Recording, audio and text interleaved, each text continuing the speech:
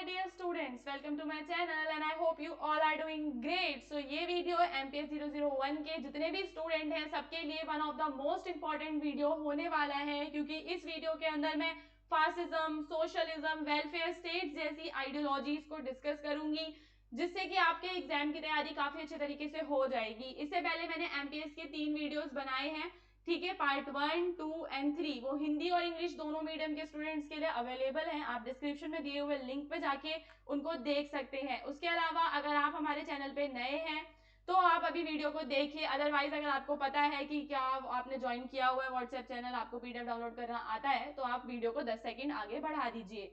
सो यहाँ पे मैं आपको बताऊंगी कि कैसे आप एमपीएस की पूरी तैयारी कर सकते हैं। सबसे पहली चीज बच्चों, MPS 001 के ऑलरेडी जो है मेरे चैनल पे आपको मेरे कुछ पुराने वीडियोस मिल जाएंगे। जो मेरे पुराने वीडियोस हैं उनके अंदर मैंने जो भी आपकी आइडियोलॉजीज हैं MPS 001 की, काफी सारी उसमें डिस्कस की हैं, चाहे वो जॉन रॉल्स की थ्योरी ऑफ जस्टिस हो, फेमिनिज्म हो, वो सब हम वहां पे ऑलरेडी कवर कर चुके हैं। क्लास वॉर को हम कवर कर चुके हैं। तो बस आपको कुछ नहीं करना, जो प्लेलिस्ट दे रखी है ना, उस प्लेलिस्ट के अंदर से आपको most of the relevant videos देख लेने हैं, ताकि जो है आपके एग्जाम की तैयारी अच्छे तरीके से हो सके। उसके बाद मैं आपको बताऊंगी कि कैसे आप पीडीएफ को फ्री में हमारी वेबसाइट से डाउनलोड कर सकते हैं।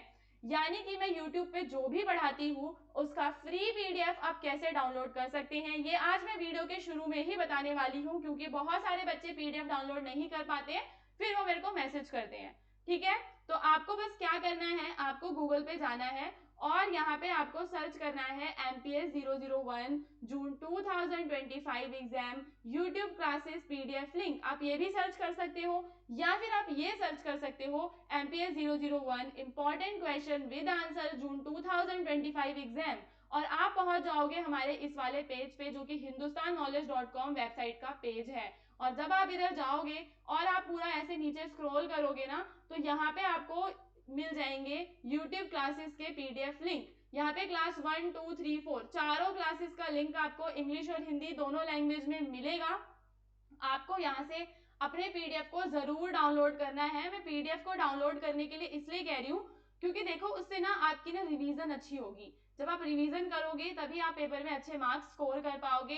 अगर आपको एमपीएस के नोट्स वगैरह परचेज करने हैं, यूनिट वाइज नोट्स अगर आपको परचेज करने हैं, बेसिकली नोट्स के अंदर आपको सारे के सारे इंपॉर्टेंट यूनिट्स मिल जाते हैं। उसके लिए आप हमारे इस वाले नंबर पे मैसेज कर सकते हो।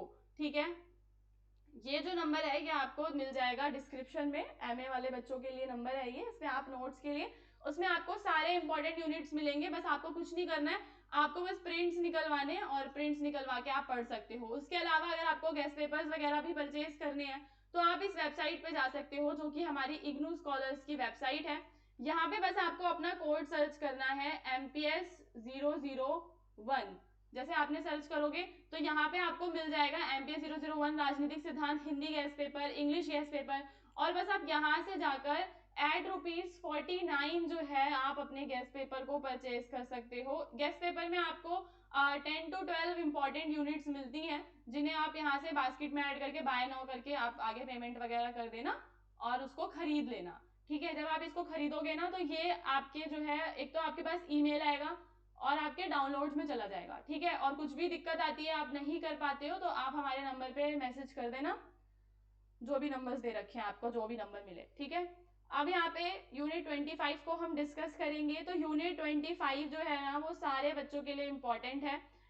क्या क्वेश्चन, जो एक क्वेश्चन है आपका, देखो जून 2024 में जो पेपर हुआ था उसके अंदर ये क्वेश्चन आया हुआ था, right a note on fascism. Fascism पे आपको एक नोट लिखना है, और फासिज्म आइडियोलॉजी इंपॉर्टेंट है गाइस। अगर आप एमए के स्टूडेंट हैं पॉलिटिकल साइंस के, तो आपको पता होना चाहिए कि फासिज्म क्या होता है।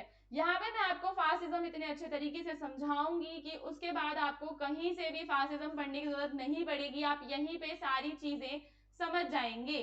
ठीक है, तो फासिज्म क्या है? फासिज्म एक तरीके का, गाइस आप कह सकते हो, एक तरीके का हमारा गवर्नमेंट सिस्टम होता है। फासिज्म हमारा क्या होता है?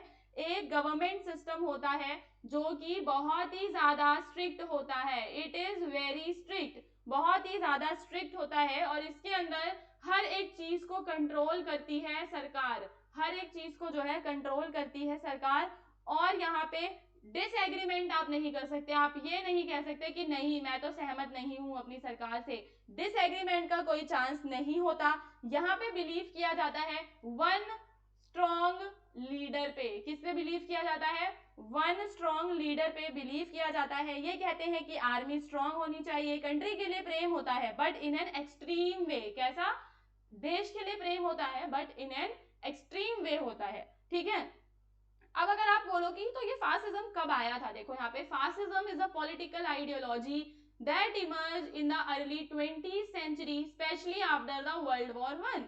तो वर्ल्ड वॉर वन के बाद ये आइडियोलॉजी इमर्ज करती है। तो आपके दिमाग में एक क्वेश्चन आएगा कि भाई वर्ल्ड वॉर वन में ऐसा क्या हुआ था कि जिसकी वजह से ये अथॉरिटेरियनिज्म और एक्सट्रीम नेशनलिज्म ये सब चीजें ज्यादा आ गई और लोगों ने डेमोक्रेसी को, लिबरलिज्म को रिजेक्ट करना शुरू कर दिया और डिक्टेटरशिप मतलब डिक्टेटर्स आ गए। तो क्या रीजन था? देखो इसके पीछे ना रीजंस कई सारे हैं जो मैं आपको यहाँ लिख के बताऊंगी, आपको समझना पड़ेगा। देखो सबसे बड़ा रीजन पता है क्या था? एक आपने सुना होगा कि ना जर्मनी जो है इंपॉर्टेंट है, जो जर्मनी है उसको वॉर के लिए ब्लेम किया गया। Germany blamed for the war. और जब जर्मनी को वॉर के लिए ब्लेम किया गया तो जर्मनी के ऊपर अनफेयर ट्रीटीज लगा दी गई, अनफेयर पीस ट्रीटीज लगा दी गई, जिसमें आपकी जो ट्रीटी ऑफ वर्सेलेस है, ठीक है, आपने पढ़ा होगा पहले ट्रीटी ऑफ वर्सेलेस के बारे में, जो कि एक अनफेयर ट्रीटी थी जो जर्मनी के ऊपर लगाई गई थी, आर्मी वगैरह को रिड्यूस कर दिया गया था।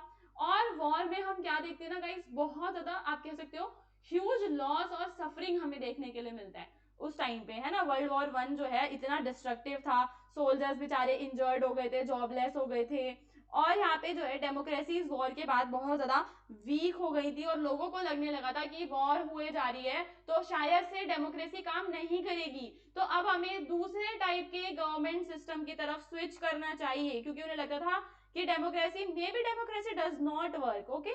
और रिवॉल्यूशन का फियर था लोगों में कि कहीं क्रांति ना हो जाए। तो फासिज्म जो है, फासिज्म भले ही डेंजरस था, फासिज्म भले ही डेंजरस था, बट फासिज्म ने, जो फासिज्म के लीडर्स थे, इसमें जो हमारे देखो फेमस लीडर थे वो कौन थे? इटली के मुसोलिनी जो थे वो थे, ठीक है। आप कह सकते हो हिटलर का वैसे तो नाजिज्म था उनका, बट इसी के तरीके था।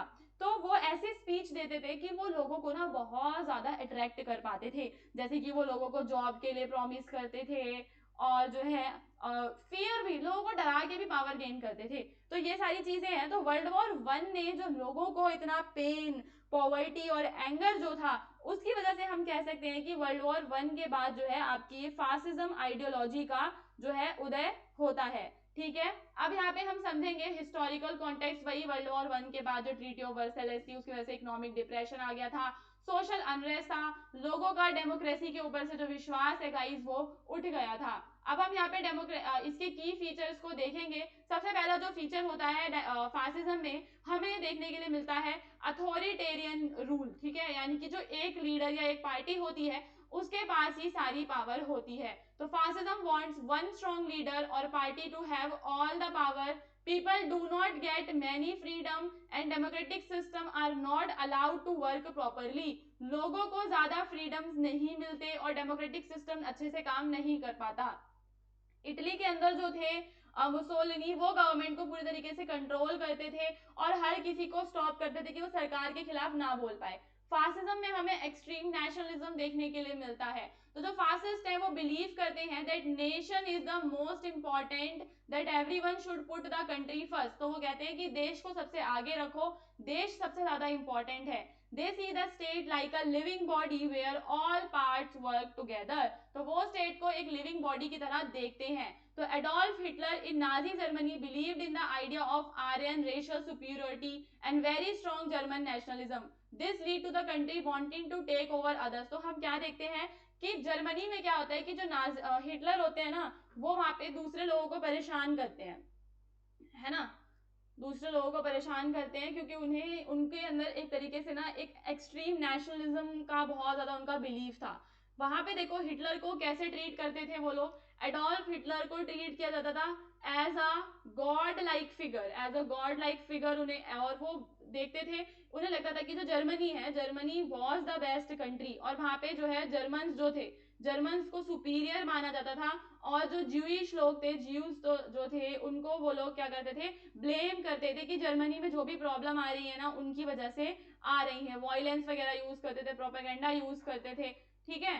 फिर जो है फासिज्म वाली जो आइडियोलॉजी है ये डेमोक्रेसी और फ्रीडम को रिजेक्ट करती है, यानी कि फासिज्म को डेमोक्रेसी नहीं पसंद है, उसको फ्रीडम ऑफ स्पीच नहीं पसंद है। Even if they hold election, these are often fake and only use to keep fascist in power. और अगर वो इलेक्शन करवाते भी हैं तो इलेक्शन सिर्फ इसलिए करवाते हैं ताकि फासिज्म को जो है पावर में रखा जा सके। पॉलिटिक्स को मिलिट्रीराइजेशन करते हैं, यानी कि मिलिट्री स्टाइल यूज करते हैं पॉलिटिक्स में, यानी कि वो ऐसे यूनिफॉर्म वगैरह मिलिट्री सिंबल्स को यूज करते हैं, डिसिप्लिन में रहते हैं, आर्मी के जैसे ऑबिडियंस में रहते हैं, ठीक है। Mussolini's in black shirts and Hitler's brown shirts were group that used violence and fear to control people and opponents.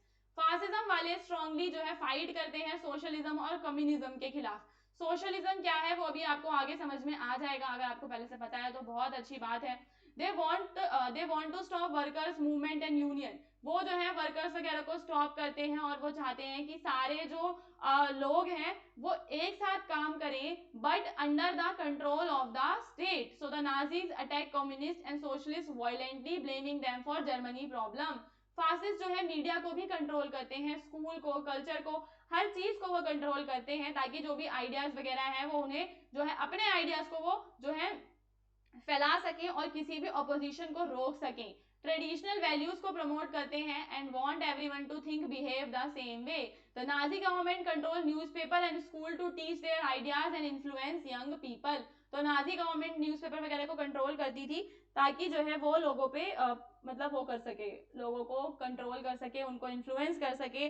तो नाजिज्म भी जर्मनी में क्यों पॉपुलर होता है नाजिज्म, उसके बारे में भी हम आगे डिस्कस करेंगे किसी और लेक्चर में, शायद मैंने पहले कभी किया भी हो, तो मैं आपको इन शॉर्ट बता देती हूँ कहीं एग्जाम में आ जाए तो जो नाजिज्म है ना, नाजिज्म के पीछे देखो जर्मनी क्राइसिस में था, जो जर्मनी है वो क्राइसिस में था after the world war one. उसको वॉर में लॉस हुआ था, ट्रीटी ऑफ वर्साइल्स की वजह से उसको इंसल्टेड फील हो रहा था, और वहां पे जो लोग थे उनको फेथ खत्म हो गया था डेमोक्रेटिक गवर्नमेंट में। और हिटलर वहां पे प्रॉमिस करता है कि आपकी जो भी परेशानियां हैं ना उनको मैं बहुत जल्दी सॉल्व कर दूंगा। तो इस वजह से भी लोग उसकी तरफ जो है पावरफुल स्पीच देता था, प्रॉमिस देता था, तो लोग उससे अट्रैक्ट हो जाते हैं, ठीक है। तो उसकी वजह से डिक्टेटरशिप आ जाती है, फिर वर्ल्ड वॉर टू भी होता है, ठीक है। Holocaust, the Holocaust, the Holocaust होता है। द होलोकॉस्ट क्या है गाइस, जिसमें मिलियंस ऑफ ज्यूइश जो इनोसेंट पीपल थे उन्हें कॉन्सेंट्रेशन कैंप में मार दिया गया था, ठीक है। तो ये मैंने थोड़ा बहुत आपको नाजिज्म भी बता दिया है ताकि आप फासिज्म और नाजिज्म से जैसे कंफ्यूज ना हो।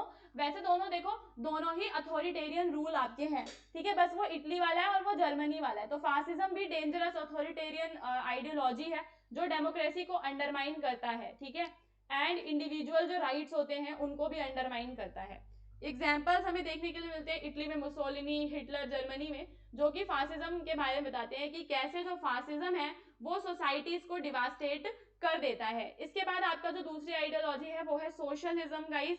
तो सोशलिज्म का मतलब हिंदी में पता है क्या होता है, इसका मतलब होता है आपका समाजवाद। तो सोशलिज्म में हम क्या देखते हैं कि आपके जो मीन्स ऑफ प्रोडक्शन होता है और जो भी मतलब चीजें होती है ना, मार्केट में जो भी सामान होता है, इन सारी चीजों पे जो आपका सरकार है, जो आपकी सरकार होगी ना, जो गवर्नमेंट होती है या सोसाइटी होती है, वो कंट्रोल करती है, बिग बिजनेसेस को कंट्रोल करेंगे, वो रिसोर्सेज को कंट्रोल करेंगे। और इसके पीछे जो मेन आइडिया होता है, ये चाहते हैं कि एवरीवन विल गेट, हर किसी को मिले, क्या मिले, equal chance, everyone will get equal chance to live a good life और to live a healthy life. तो सबको बराबर मिले, इस पे ये जो है बिलीव करते हैं। अगर आप इसके मेन गोल की बात करेंगे कि सोशलिज्म का मेन गोल क्या होता है, तो सोशलिज्म का जो मेन गोल है ना वो होता है to reduce the gap between the rich and poor, अमीर और गरीब के बीच का जो गैप है उसको कम करना इसका मेन जो है गोल रहता है, ठीक है। इसके कुछ फीचर्स होते हैं, जैसे कि ये कहते हैं कि वेल्थ का इक्वल डिस्ट्रीब्यूशन होना चाहिए, वो सब अभी हम आगे पढ़ेंगे।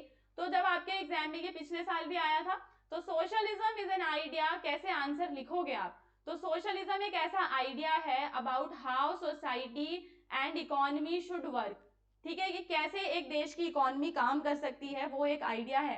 It says that the resources and wealth of a country should be shared Fairlie among the people. तो कंट्री में जो भी रिसोर्सेज होते हैं, जो भी वेल्थ होती है, उसको लोगों में फेयरली जो है बांटा जाए। Instead of a few rich people owning most things, socialism wants everyone to have equal chance and benefit. अब जो है इसके मेन आइडियाज यहाँ पे आपको दे रखे हैं। पहले मैं आपको कुछ पॉइंट्स बता देती हूँ जो आप अपने आंसर में इंक्लूड कर सकते हैं। जैसे कि देखिए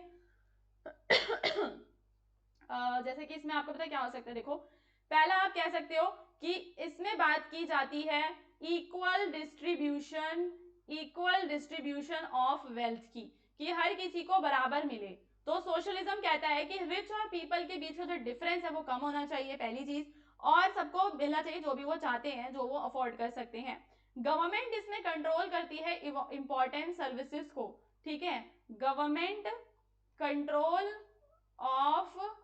कंट्रोल ऑफ इंपॉर्टेंट सर्विसेज, ये हम देखते हैं।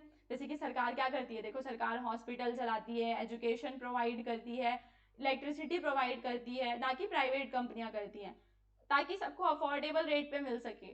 सोशलिज्म में एक्सप्लॉइटेशन हमें नहीं देखने के लिए मिलता वर्कर्स का, नो एक्सप्लॉइटेशन ऑफ वर्कर, और कम्युनिटी पे फोकस होता है, पूरे समाज पे इसमें फोकस होता है, पूरी कम्युनिटी पे फोकस होता है, ना कि केवल किसी भी इंडिविजुअल पे। तो सोशलिज्म भी पॉपुलर हुआ था जब देखा कि भाई पॉवर्टी, गरीबी इतनी फैल रही है, कैपिटलिस्ट कंट्री में इतनी इनइक्वालिटी है, तो सोशलिज्म उसके बाद ना गाइस पॉपुलर हो जाता है, ठीक है, और रशियन रेवोल्यूशन भी आप कह सकते हो। तो ये सारी चीज, तो सोशलिज्म एक ऐसा सिस्टम है जो चाहता है कि सबको फेयरनेस मिले, everyone should get a fair share of wealth मिले, इंपॉर्टेंट इंडस्ट्रीज वगैरह जो है वो सरकार जो है उसको कंट्रोल करे, और पुअर लोगों की मदद हो, और गैप कम हो, ठीक है। सोशलिज्म क्यों होना चाहिए? तो in many country some people become very rich while many remain poor. तो कंट्रीज में हम क्या देखते हैं कि भाई ऐसा होता है। तो सोशलिज्म ट्राई करता है फिक्स करने का, सोशलिज्म ट्राई करता है कि ये जो अनफेयरनेस है इसको क्या किया जाए, फिक्स किया जाए। इसके कुछ एग्जाम्पल्स हैं जिसमें हम देखते हैं कि जो कंट्रीज हैं वो सोशल वेलफेयर प्रोग्राम चलाती हैं, फ्री एजुकेशन देती हैं। कुछ कंट्रीज जैसे कि क्यूबा या फॉर्मर जो पहले सोवियत यूनियन था हमारा, वो भी सोशलिज्म को ही प्रमोट करते थे। इसके बाद अब यहाँ पे हमारा अगला जो क्वेश्चन है वो है critically evaluate the working of a welfare state. I hope कि आपको ये दोनों चीजें अच्छे से समझ में आई होंगी कि जो है आपका सोशलिज्म क्या है, फासिज्म क्या है, नाजिज्म क्या है। और अब हम यहाँ पे वेलफेयर स्टेट को डिस्कस करेंगे। वीडियो थोड़ा सा लंबा होता जा रहा है, बट आपको जो है इसको छोड़ के नहीं जाना है, एकदम ध्यान से देखना है ताकि आपके एग्जाम की तैयारी अच्छे से हो सके। तो वेलफेयर स्टेट क्या है गाइस? वेलफेयर स्टेट में पता क्या होता है कि जो आपकी गवर्नमेंट होती है ना, जो आपकी गवर्नमेंट होती है वो लोगों की बेसिक नीड्स के बारे में ज्यादा केयर करती है। लोगों की बेसिक नीड्स में क्या आता है? बेसिक नीड्स में गाइस देखो आपके जो बेसिक नीड्स देखो ये लिखा हुआ है ना, तो इसमें क्या क्या चीजें इंक्लूड आप कर सकते हो? इसमें आप इंक्लूड कर सकते हो एजुकेशन, फूड, हेल्थ केयर, है ना, और आप इसमें इंक्लूड कर सकते हो जॉब्स, हाउसिंग, ये सारी चीजें। तो हम देखते हैं कि वेलफेयर स्टेट अगर किसी भी एक ऐसी कंट्री होती है जहां पे जो देश की सरकार होती है, जो गवर्नमेंट होती है, वो लोगों की बेसिक नीड्स का ध्यान रखती है, स्पेशली उन लोगों की बेसिक नीड्स का जो पुअर हैं, सिक हैं, अनएम्प्लॉयड हैं। यहाँ पे जो गोल होगा एक वेलफेयर स्टेट का, अगर मैं बोलूं कि बताओ इसका गोल क्या होता है, तो आप क्या बताओगे कि इसका गोल क्या होता है? गोल होता है everyone lives a safe and decent life. इसका गोल होता है कि हर कोई, everyone live a safe and decent life, हर कोई जिए, ठीक है, चाहे वो अमीर हो चाहे गरीब हो। इसके फीचर्स के बारे में भी हम आगे पढ़ेंगे। तो आप अपने आंसर में ये छोटा सा एक इंट्रोडक्शन इंक्लूड करेंगे वेलफेयर स्टेट के बारे में, और अब आप बताएंगे कि वेलफेयर स्टेट कैसे काम करता है। तो वेलफेयर स्टेट में देखो पहले तो सोशल सिक्योरिटी एंड प्रोटेक्शन दी जाती है, जैसे कि पेंशन, अनएम्प्लॉयमेंट बेनिफिट्स वगैरह दिए जाते हैं। आप इसमें एक स्कीम बता सकते हो मनरेगा वाली। फिर बेसिक सर्विसेज दी जाती हैं जैसे कि mid day meal scheme, Ayushman Bharat scheme के बारे में आप बता सकते हो। पॉवर्टी और इनइक्वालिटी को कम करने के में सरकार काम करती है, जैसे कि पीएम आवास योजना, उज्ज्वला योजना, और समाज में सोशल जस्टिस लेकर आने के लिए बात करते हैं, एफर्मेटिव एक्शंस की बात करते हैं वो, कि जैसे रिजर्वेशन वगैरह देना इनको SC ST ट्राइब्स को। फिर जो है एक minimum standard of living ensure किया जाता है इसके अंदर। अब यहाँ पे जो आपका ये है, ये क्या चैलेंजेस को फेस करता है, क्या चैलेंजेस को फेस करता है, ठीक है। आपको पहले ना कुछ कंट्रीज बता दो जिन कंट्रीज का एग्जांपल आप वेलफेयर स्टेट में दे सकते हो। इसमें आप बता सकते हो स्वीडन के बारे में, नॉर्वे के बारे में, ठीक है। यहाँ पे हम देखते हैं कि ये जो कंट्रीज हैं, यहाँ पे हमें स्ट्रॉन्ग वेलफेयर स्टेट देखने के लिए मिलता है, ठीक है। शायद हमें भी इन कंट्रीज में मूव कर जाना चाहिए। फिर इंडिया में भी हमें थोड़ी बहुत स्कीम देखने के लिए मिलती है जो मैंने आपको ऊपर बताई है, आप उनके एग्जाम्पल दे सकते हो। तो वेलफेयर स्टेट एक तरीके का केयरिंग गार्जियन की तरह काम करता है। अगर वेलफेयर स्टेट होता है तो उसको क्या चैलेंजेस फेस करने पड़ते हैं, जैसे कि उसकी वजह से फाइनेंशियल बर्डन बढ़ जाता है, जो देश की सरकार होती है ना उसके रिसोर्सेज एक तरीके से डाइवर्ट हो जाते हैं। वेलफेयर डिलीवरी में हमें लीकेज और ब्यूरोक्रेटिक डिलेज देखने के लिए मिलते हैं, जो मिडल मैन होते हैं वो एक्सप्लॉइट करते हैं, यानी कि जहां तक वो चीज पहुंचनी चाहिए थी वहां तक वो गरीबों तक नहीं पहुंचती है, बीच में जो लोग हैं उसको खा जाते हैं। और एक डिपेंडेंसी कल्चर बन जाता है किसी भी देश के अंदर, जैसे कि इंडिया में फिर जो लोग हैं वो अच्छे से नहीं करेंगे काम, उन्हें लगेगा कि सरकार तो दे रही है तो हम क्यों काम करें, ये चीज आ जाती है। और जो मार्जिनलाइज्ड और रिमोट कम्युनिटीज होती है ना, एक तरीके का अनइक्वल कवरेज हमें देखने के लिए इसमें मिलता है, जैसे कि ट्राइबल एरियाज वगैरह में वहां पे वेलफेयर स्कीम के फायदे नहीं पहुंचते हैं। फिर अब आगे हमारा वे फॉरवर्ड क्या है, तो वे फॉरवर्ड में आप बता सकते हो कि सरकार जो है डीबीटी चीजों को, डीबीटी और आधार को यूज करे, जिससे कि जो लीकेजेस होती है बीच में, जो बेनिफिट जिसको मिलना चाहिए उसको ही मिले, इन लीकेजेस को क्या किया जा सके, रिड्यूस किया जा सके। और combining social protection with job creation and skill development to ensure long term self reliance. और यहाँ पे सोशल प्रोटेक्शन को कंबाइन करने की बात होती है कि सरकार जॉब क्रिएट करे। वेलफेयर जब भी होगा जब हर किसी पे जॉब होगी, हर कोई अपना अपना कमाएगा तो कोई दिक्कत ही नहीं आएगी। और सरकार ऐसी वेलफेयर स्कीम्स को इंश्योर करे जो कि मीनिंगफुल हो, ठीक है, क्वालिटी पे फोकस करे ना कि क्वांटिटी में। तो वेलफेयर स्टेट एक क्रूशियल रोल प्ले करता है to build an equitable and inclusive society. और जो है एक बैलेंस होना चाहिए वेलफेयर, इकोनॉमिक सस्टेनेबिलिटी और सिटीजन के एम्पावरमेंट के बीच में, ठीक है। इंडिया जैसी कंट्री में तो आपको दिखते है कितनी ज्यादा डिस्पैरिटी है, तो यहाँ पे तो बहुत ज्यादा जरूरी है कि इंडिया के अंदर वेलफेयर स्टेट को लेकर आया जाए, जिससे कि जो इकोनॉमिक डिस्पैरिटीज है उन्हें कम कर सके, जो लोग मतलब मार्जिनलाइज्ड हैं उनकी हेल्प हो सके। तो ये सारी चीजें आप अपने आंसर में बताएंगे। इसके बाद गाइस जो है हम लेकर आएंगे आपके लिए मैराथन क्लासेस, ठीक है। अभी मैंने पूरे 4 वीडियोस कंप्लीट कर दिए हैं, तो आपको मैराथन क्लासेस वगैरह, आपको लाइव क्लासेस, ये सब जो भी हम आगे करेंगे उसके बारे में आपको सब पता चलता रहेगा। तो चैनल को सब्सक्राइब कर लेना, व्हाट्सएप टेलीग्राम पे ज्वाइन कर लेना, ताकि जब भी कोई इंपॉर्टेंट लिंक हो आप उसको मिस ना करें। PDF को डाउनलोड कीजिए, गैस पेपर्स को परचेज कीजिए, नोट्स को खरीदिए, सारी चीजें कीजिए ताकि आपकी तैयारी अच्छे तरीके से हो सके। ओके।